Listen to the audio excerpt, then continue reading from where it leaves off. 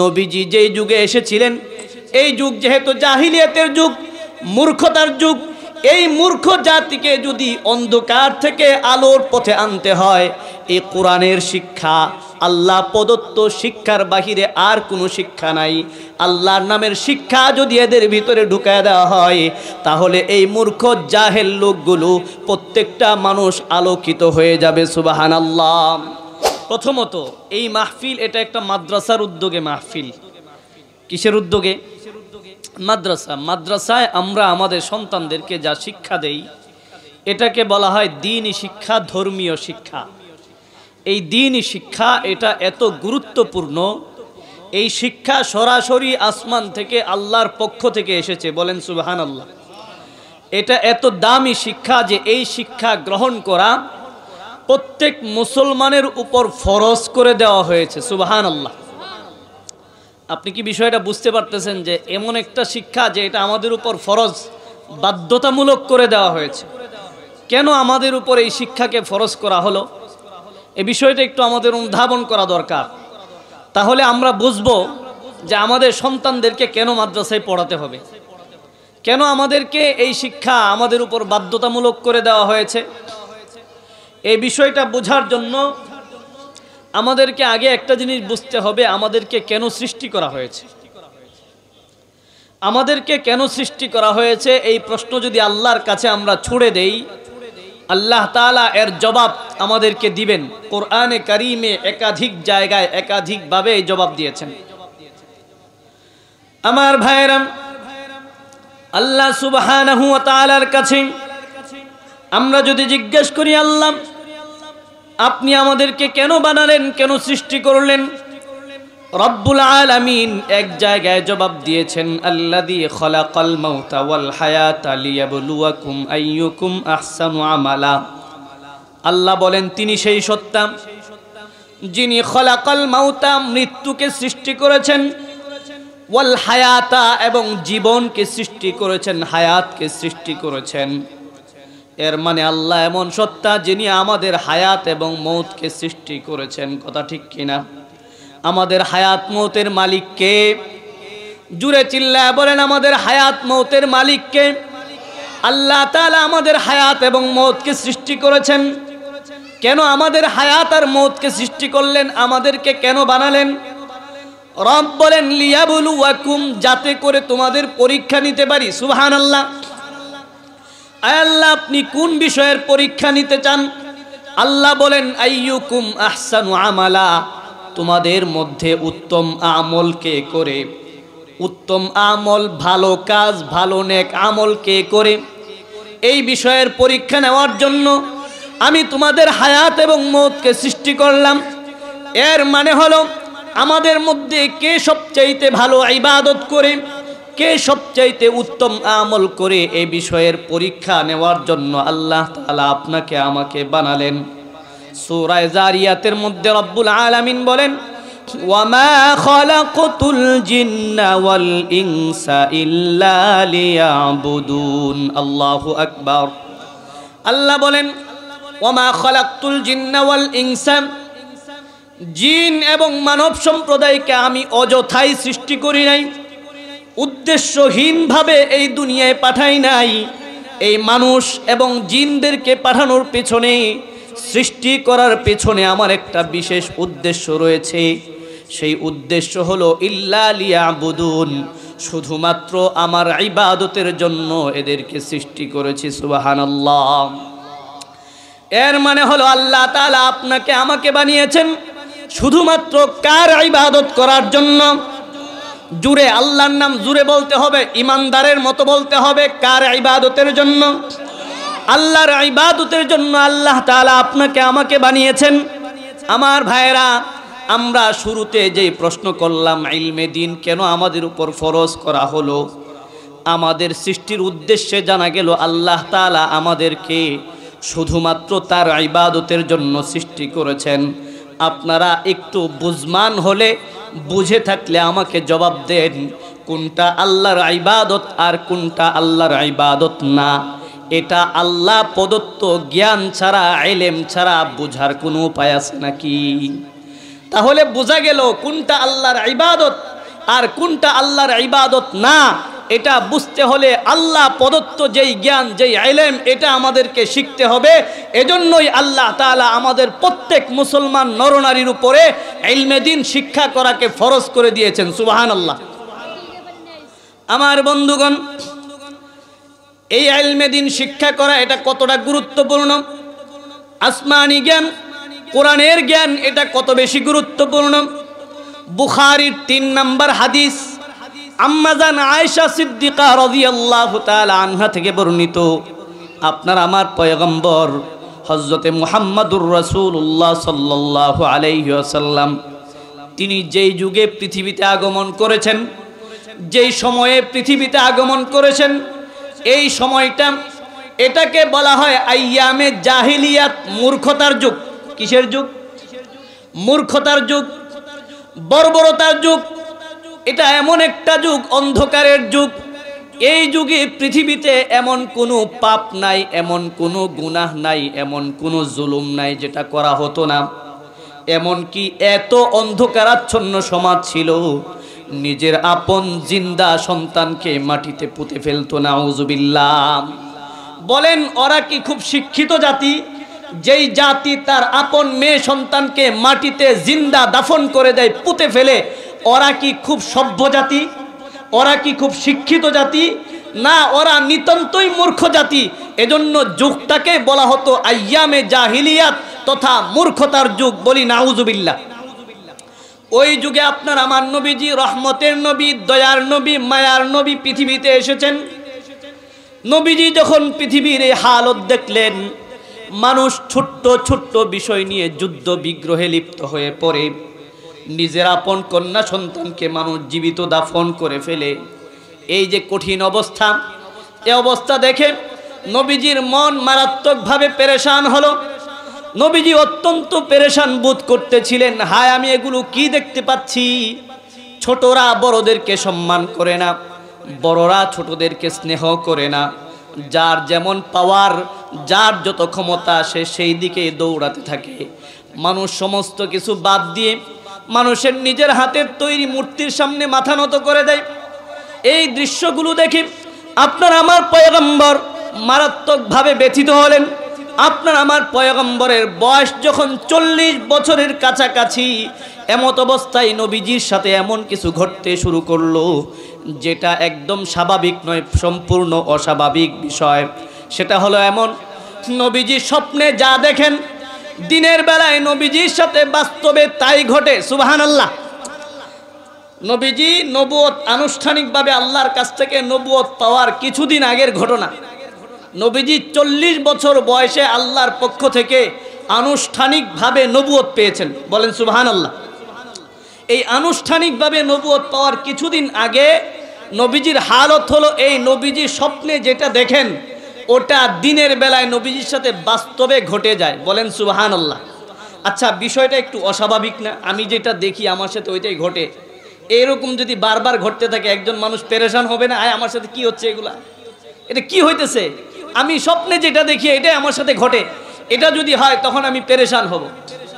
আপনার আমার পয়গম্বর, ওনার সাথে যেমন এমন ঘটনা ঘটতে শুরু করলো, নবীজি মানসিকভাবে পেরেশানি হলেন।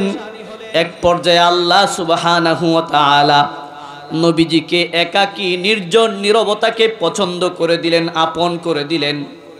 এখন নবীজির কাছে মনে চায় তিনি যেন একান্তে নিরিবিলি সময় কাটান। এজন্য তিনি বেছে নিলেন জাবালে নূর, হেরা গুহা। যারা হাজী সাহেব হজ করেছেন, উমরা করেছেন, আপনারা জানেন হেরা গুহা কত উঁচুতে অবস্থিত। নবীজির কাছে প্রিয় হলো, নবীজি হেরা গুহায় অবস্থান করলেন। সেখানে তিনি ধ্যান করতে শুরু করলেন। ফতহুল বারি, বুখারীর ব্যাখ্যা গ্রন্থের মধ্যে এসেছে, নবীজি সেখানে বসে বসে হযরত ইব্রাহিম আলাইহিস সালামের ধর্মের যে ইবাদত ছিল, নবীজি সেই গুহার মধ্যে সেই ইবাদত করতেন। সুবহানাল্লাহ। নবীজি একাকী নির্জনে সময় কাটান হেরা গুহার মধ্যে। একদিনের ঘটনা, হঠাৎ করে একজন নতুন আগন্তুকের আগমন ঘটল, যাকে ইতিপূর্বে নবীজি কখনোই দেখেন নাই। এই ব্যক্তিকে দেখে নবীজি প্রাথমিক পর্যায়ে একটু ঘাবড়ায় গেছেন। কারণ এমন ব্যক্তির দেখা নবীজি এর আগে পান নাই। জমিন থেকে আসমান পর্যন্ত বিশাল দেহের অধিকারী একজন ব্যক্তির আগমন। ওই ব্যক্তি আসার পর নবীজিকে বলতেছেন, ইকরা, আপনি পড়ুন। এ মুহাম্মদ সাল্লাল্লাহু আলাইহি ওয়াসাল্লাম, ইকরা, আপনি পড়ুন। নবীজি জবাব দিলেন, মা আনা বিকারিন, আমি পড়ি না কিংবা আমি পড়তে পারি না। নবীজির শানে পড়তে পারি না শব্দটা কেমন জানি বেমানান শোনা যায়। নবীজি বললেন, আমি পড়ি না। এই পড়ালেখা করার কাজ এটা আমার না, সুবহানাল্লাহ বলেন। নবীজি বললেন, মা আনা বিকারিন, আমি পড়ি না। এবার ওই আগন্তুক যিনি এসেছেন তিনি হলেন জিব্রাইল আলাইহিস সালাম। নবীজি কিন্তু জানেন না ইনি যে জিব্রাইল, ইনি যে নবুয়ত নিয়ে আসছেন আল্লাহর পক্ষ থেকে, তিনি নবীজি তখনও অনুভব করেন নাই। এই ফেরেশতা আগন্তুক জিব্রাইল নবীজিকে বুকের সাথে জড়ায় ধরে এমন জোরে চাপ দিলেন, নবীজি বলেন আমার চূড়ান্ত পর্যায়ের কষ্ট অনুভব হচ্ছিল। অতঃপর চাপ দিয়ে ছেড়ে দিলেন, ছেড়ে দিয়ে আবার বললেন, ইকরা, আপনি পড়ুন। নবীজি আবার জবাব দিলেন, মা আনা বিকারিন, আমি পড়ি না। দ্বিতীয়বার যখন নবীজি জবাব দিলেন, নবীজিকে আবার ধরে তিনি চাপ দিলেন, চাপ দিয়ে ছেড়ে দিলেন। নবীজি বললেন আমার চূড়ান্ত পর্যায়ের কষ্ট অনুভব হচ্ছিল। অতঃপর তৃতীয়বার আবার নবীজিকে বললেন, ইকরা, আপনি পড়ুন। নবীজি বললেন, মা আনা বিকারিন, আমি পড়ি না। তৃতীয়বার নবীজিকে চাপ দিয়ে ছেড়ে দিয়ে এবার তিনি পড়তেছেন, ইকরা বিসমি রাব্বিকাল্লাযী খালাক। সুবহানাল্লাহ। এই আপনি তো পড়বেন, কি পড়বেন জানেননি? বিসমি রাব্বিকা, আপনার রবের নামের পড়া পড়বেন। আল্লাহু আকবার। যখনই বলা হলো ইকরা বিসমি রাব্বিকা, আপনার রবের নামে আপনি পড়ুন, এই কথা যখন বলা হয়েছে সঙ্গে সঙ্গে আল্লাহর পয়গম্বর পড়তে শুরু করেছেন। এক রিওয়ায়াতে এসেছে নবীজি 3 আয়াত পাঠ করেছেন, আরেক রিওয়ায়াতে আছে 5 আয়াত পাঠ করেছেন। 3 হোক আর 5 হোক, যখনই বলা হয়েছে আপনার রবের নামের পড়া আপনি পড়ুন, তখনই নবীজি এই আয়াতগুলো তেলাওয়াত করেছেন। সুবহানাল্লাহ। এর মানে হলো যে কোনো পড়া পড়লে চলবে না, পড়তে হবে কার নামের পড়া? তো নবীজিকে কি বলা হলো? আপনি আপনার রবের নামে পড়ুন, যিনি সৃষ্টি করেছেন। তো যখন রবের নামের পড়ার কথা বলা হয়েছে নবীজি পড়েছেন। বলেন মাদ্রাসায় যে শিক্ষা দেওয়া হয়, কার নামের পড়া শিক্ষা দেওয়া হয়? বলেন, রবের নামের, আল্লাহর নামের। এজন্য যেই শিক্ষা তোমাকে আল্লাহর সাথে পরিচয় করাতে পারে না, যেই শিক্ষা রবের পরিচয় দিতে পারে না, ওই শিক্ষা যত বড় শিক্ষাই হোক, ওই শিক্ষা আল্লাহর কাছে কোনো মূল্য রাখে না। কথা ঠিক কিনা? এজন্য যেই শিক্ষার মাধ্যমে আল্লাহর পরিচয় পাওয়া যায়, আল্লাহকে জানা যায়, আল্লাহকে চিনা যায়, ওই শিক্ষা হলো পৃথিবীতে সবচাইতে দামি শিক্ষা। সুবহানাল্লাহ। আমার বন্ধুগণ, নবীজির উপর যখন এই ওহী নাজিল হলো, যখন ইকরা বিসমি রাব্বিকা, আপনার রবের নামের পড়া পড়ুন, প্রথম যখন ওহী নাজিল হলো, নবীজির সাথে এই যে আকস্মিক ঘটনা ঘটে গেল, নবীজি এমত অবস্থায় খুব শঙ্কিত হলেন। জিব্রাইল যে চাপ দিলেন, নবীজির শরীর কাঁপতে শুরু করেছে। এমন ঘটনা এর আগে নবীজির সাথে ঘটে নাই। নবীজি সেই জাবালে নূর হেরা গুহা থেকে নেমে বাসায় ফিরে এসেছেন। এসে তার স্ত্রী আম্মাজান খাদিজাতুল কুবরা রাদিয়াল্লাহু তাআলা আনহাকে ডেকে বললেন, ইয়া খাদিজা জাম্মিলুনি জাম্মিলুনি কদ খাশিতু আলা নাফসি। হে খাদিজা, আমি আমার নিজের উপর শঙ্কিত হয়েছি, ভীত সন্ত্রস্ত হয়েছি, তুমি আমাকে কম্বল দিয়ে জড়িয়ে দাও। অতঃপর খাদিজা রাদিয়াল্লাহু তাআলা আনহা নবীজিকে বিছানায় শুয়ায়ে দিলেন, কম্বল দিয়ে জড়িয়ে দিলেন। নবীজি যখন স্বাভাবিক হলেন, নবীজির কাছ থেকে বিস্তারিত ঘটনা জানলেন। জানার পর আম্মাজান খাদিজাতুল কুবরা রাদিয়াল্লাহু তাআলা আনহা এমন দামি দামি কিছু কথা নবীজিকে বলেছেন। এই কথা যদি আমাদের মা বোনরা শিক্ষা গ্রহণ করে, তাহলে এই জমিনে যত সংসার আছে, সাংসারিক জীবনগুলো, প্রত্যেকের সংসার জীবনটা সুন্দর হয়ে যাবে। সুবহানাল্লাহ। এই কথাগুলো এখন আপনারা মুখস্থ করবেন, বাড়িতে আপনাদের স্ত্রীর কাছে, মেয়েদের কাছে এই হাদিস শোনায় দিবেন। পারবেন না ইনশাআল্লাহ? আমি কি আমার কথা বলতেছি না নবীজির হাদিস বলতেছি? হাদিস শুনেন কি বলে। আম্মা জান খাদিজাতুল কুবরা রাদিয়াল্লাহু তাআলা আনহা তিনি নবীজিকে, এই যে নবীজি একটা পেরেশানির মধ্যে ছিলেন, নবীজিকে এইবার তিনি স্ত্রী হিসাবে তাকে সেবা করার পাশাপাশি তাকে তিনি সান্ত্বনা দিচ্ছেন। তিনি তাকে বলেন, কাল্লা ওয়াল্লাহি মা ইউখজিকাল্লাহু আবাদা, ও আমার প্রাণের স্বামী, আল্লাহর কসম, আল্লাহ তাআলা আপনাকে কখনোই অপমানিত লাঞ্ছিত করতে পারে না। সুবহানাল্লাহ। নবীজি যে নবুয়ত পেয়েছেন এটা খাদিজাতুল কুবরা রাদিয়াল্লাহু তাআলা আনহা টের পান না এখনো। তিনি বলতেছেন, আমার প্রাণের স্বামী, আল্লাহ তাআলা আপনাকে কখনোই অপমানিত লাঞ্ছিত করতে পারে না। কেন পারে না? তো এক নম্বরে আপনার মধ্যে এমন কিছু বৈশিষ্ট্য আছে। এক নম্বর বৈশিষ্ট্য হলো ইন্নাকা লাতাসিলুর রহিমা, আপনি হলেন এমন ব্যক্তি আত্মীয়দের সাথে আপনি সুসম্পর্ক বজায় রাখেন। যে ব্যক্তি আত্মীয়দের সাথে সুসম্পর্ক বজায় রাখে ওই ব্যক্তিকে আল্লাহ তাআলা কখনোই লাঞ্ছিত করতে পারে না। সুবহানাল্লাহ। আর কি আছে? ওয়া তাহমিলুল কাল্লা, আপনি এমন ব্যক্তি যেই ব্যক্তি বোঝা বহন করতে অক্ষম, বোঝা নিতে পারে না, দুর্বল মানুষ, আপনি ওই দুর্বল ব্যক্তিকে সাহায্য করেন। বোঝা বহন করতে অক্ষম ব্যক্তির বোঝা আপনি নিজে বহন করে দেন। এমন ভালো গুণ যার মধ্যে আছে তাকে আল্লাহ তাআলা কখনোই অপমানিত করতে পারে না। সুবহানাল্লাহ। আর কি আছে? ওয়া তাকসিবুল মাদুমা, আপনার মাঝে এমন গুণ আছে যেই ব্যক্তি নিঃস্ব, যার কিচ্ছু নাই, নিঃস্ব অসহায় ব্যক্তিকে আপনি সাহায্য করেন, আপনি তাকে সাহায্য করেন, আপনি তাকে দান করেন। এমন গুণ যার মধ্যে আছে ওই ব্যক্তিকে আল্লাহ তাআলা কখনোই অপমানিত করতে পারে না। সুবহানাল্লাহ। আর কি আছে? ওয়া তাকরিদ দাইফা, আপনার মাঝে এমন গুণ আছে মেহমান আসলে মেহমানের সর্বোচ্চ মেহমানদারি আপনি করেন। এমন ভালো গুণ যার মধ্যে আছে তাকে আল্লাহ তাআলা কখনোই অপমানিত করতে পারে না। সুবহানাল্লাহ। আর কি আছে? ওয়া তুইনু আলা নাওয়াইবিল হক, হকের পথে চলতে গিয়ে কেউ যদি ক্ষতিগ্রস্ত হয় ওই ব্যক্তির সাহায্যে আপনি এগিয়ে যান। এমন গুণ যার মধ্যে আছে আল্লাহ তাআলা তাকে কখনোই অপমানিত করতে পারে না। সুবহানাল্লাহ। এই গুণগুলো আমাদের নবীজির মধ্যে আল্লাহ তাআলা আনুষ্ঠানিকভাবে নবুয়ত দেওয়ার আগে থেকেই নবীর মধ্যে আছে। সুবহানাল্লাহ। তিনি এমন আদর্শবান মানুষ যে তার আদর্শ আল্লাহ তাআলা আমাদের জন্য মডেল বানাইছেন। সুবহানাল্লাহ। তার আদর্শ যদি কেউ ফলো করে নির্ঘাত সে আল্লাহর তৈরি জান্নাতে প্রবেশ করবে। সুবহানাল্লাহ। খাদিজাতুল কুবরা রাদিয়াল্লাহু তাআলা আনহা নবীজিকে এইভাবে সান্ত্বনা দিয়েছেন। পেরেশান নবীজিকে তিনি সান্ত্বনা দিয়ে এভাবে নবীজির মনকে তিনি প্রশান্তি দিয়েছেন। বলি সুবহানাল্লাহ। বলেন তো দেখি, আমরা যারা পুরুষ মানুষ বিবাহ করছি, বাহির থেকে সারা দিন কাজ কাম করে আসার পরে কেউ অফিস করতেছে, কেউ বিভিন্ন দায়িত্ব পালন করতেছে, এগুলো সেরে আসলেন, আপনার মন পেরেশান।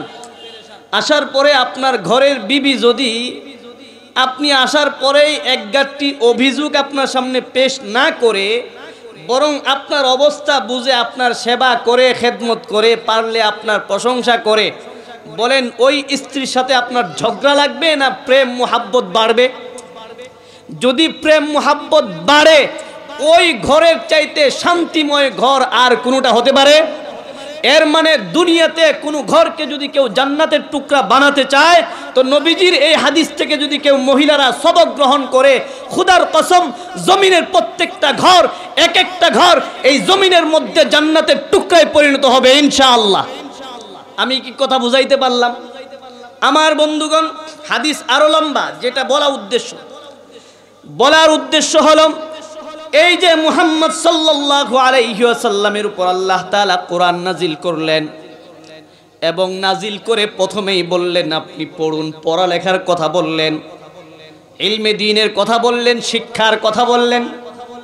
কেন নবীজিকে প্রথমেই পড়তে বললেন?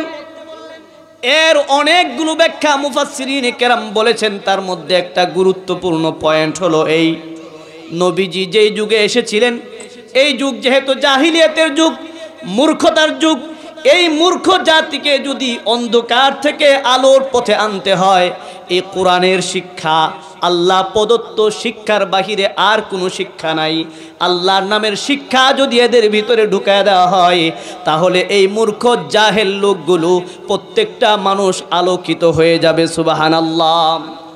এর মানে হে পয়গম্বর, আপনার উপর প্রথমেই ওহী আসছে, আপনি পড়েন, শিক্ষিত হন, এই শিক্ষার আলো আপনি আপনার সমাজের মধ্যে ছড়ায়া দেন। দেখবেন সমাজের মূর্খ জাহেল মানুষ যে বুঝে না, যে অন্যায় করে, জুলুম করে, অপরাধ করে, পাপাচার করে, তার মধ্যে কোরআনের নূর ঢুকায় দেন। দেখবেন এই মানুষ আলোকিত মানুষে পরিণত হবে। এটা হয়েছে কি হয় নাই? হয়েছে কি হয় নাই? ওই যুগ স্বর্ণ যুগে পরিণত হয়েছে, যে ওমর রাদিয়াল্লাহু তাআলা আনহু নবীজিকে হত্যা করার জন্য তরবারি নিয়ে বের হয়েছেন, নবীজিকে হত্যা করবেন। বলেন, নবীজিকে যেই মানুষ হত্যা করতে যায়, সে ছোটখাটো অপরাধী না অনেক বড় অপরাধী? ওই ব্যক্তি কোরআনের সংস্পর্শ, তার বোনের ঘরে কোরআনের তেলাওয়াত হয়, আওয়াজ শুনে তার হৃদয় নরম হয়েছে, এখান থেকে আল্লাহ তাআলা হেদায়েতের নূর ঢুকাইছেন, এই নূর নিয়ে নবীজির কাছে গিয়ে ইমানদার হয়েছেন। এমন ইমানদার হয়েছেন, জমিনের উপরে আল্লাহ তাআলা তাকে জান্নাতের সার্টিফিকেট দিয়েছেন। বলি সুবহানাল্লাহ।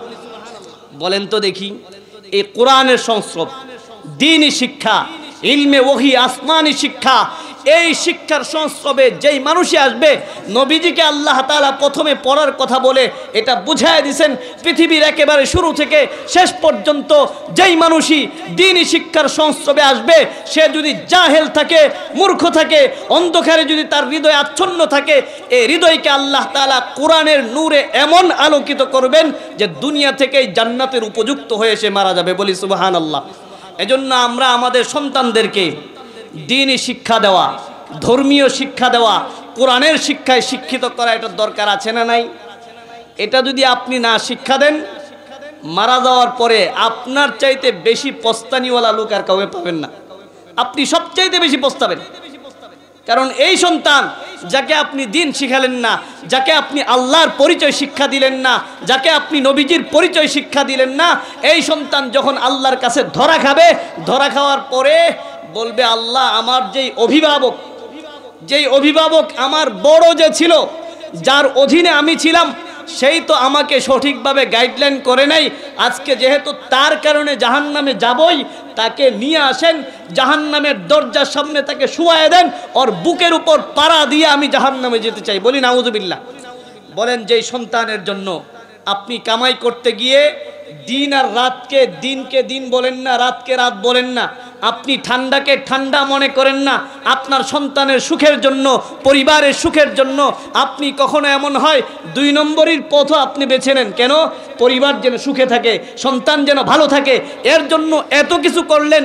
ওই যেই সন্তানের জন্য আপনি আপনার মাথার ঘাম পায়ে ফেললেন, ওই সন্তান যখন আপনার বুকে পাড়া দিয়ে জাহান্নামে যেতে চাবে, বলেন এর চাইতে দুঃখ, এর চাইতে কষ্ট, এর চাইতে হতভাগা পিতা আর কেউ হতে পারে? কাজেই আমাদের সন্তানদেরকে দ্বীনি শিক্ষায় শিক্ষিত করতে হবে। এর জন্য এই মাদ্রাসাতুল ইতকান তৈরি হয়েছে এই এলাকায়। আমি মনে করি এটা এলাকাবাসীর জন্য একটা গৌরবের ব্যাপার, এটা এলাকাবাসীর জন্য সৌভাগ্যের বিষয়। আমরা প্রত্যেকেই এই মাদ্রাসার প্রতি খেয়াল রাখব এবং এই মাদ্রাসায় আমাদের সন্তানদেরকে দেব, দিয়ে দ্বীন শিক্ষা দিব। শুধু এটা বলছি না যে এখানেই দেন, আপনার যেখানে সুবিধা, যেখান থেকে দ্বীন শিক্ষা দেওয়া যায়, ওখান থেকে সন্তানকে দ্বীনি শিক্ষায় শিক্ষিত করেন। বিশ্বাস করেন, দুনিয়াতেও আপনি জান্নাতের ফিল পাবেন, মারা যাওয়ার পরে তো অটো জান্নাতে ঢুকবেন ইনশাআল্লাহ। আজকে পৃথিবীতে যত বাবা মা বৃদ্ধাশ্রমে আশ্রয় গ্রহণ করেছে, আপনি খোঁজ নিয়ে দেখেন, একজন পার্সন আপনি দেখাতে পারবেন না যার সন্তান আলেম হয়েছে, আলেম হওয়ার পর বাবারে বৃদ্ধাশ্রমে ঢুকাইছে, পাবেন না। এটা বাস্তব নজির। আপনাকে বৃদ্ধাশ্রমেও দিবে না, সন্তান যদি আলেম হয় আপনাকে বৃদ্ধাশ্রমে ঢুকাবে না, সন্তান যদি আলেম হয় আপনাকে পরকালে জাহান্নামেও ঢুকাবে না। দুনিয়াতে বৃদ্ধাশ্রম, পরকালে জাহান্নাম, দুইটাই সমান। এই জায়গায় আলেম সন্তান আপনাকে অন্ততপক্ষে ঢুকাবে না। এবার বলেন, সন্তানকে আলেম বানানোর দরকার আছে না নাই? আল্লাহ তাআলা আমাদের সকলের সন্তানদেরকে দ্বীনি শিক্ষায় শিক্ষিত করে কোরআনের আলোয় আলোকিত হয়ে প্রত্যেকের সন্তানকে ইহকালীন পরকালীন মুক্তির জন্য আল্লাহ তাআলা কবুল করুক, বলি আমিন। ওয়া আখিরু দাওয়ানা আলহামদুলিল্লাহি রাব্বিল আলামিন। আসসালামু আলাইকুম ওয়া রাহমাতুল্লাহি ওয়া বারাকাতুহু।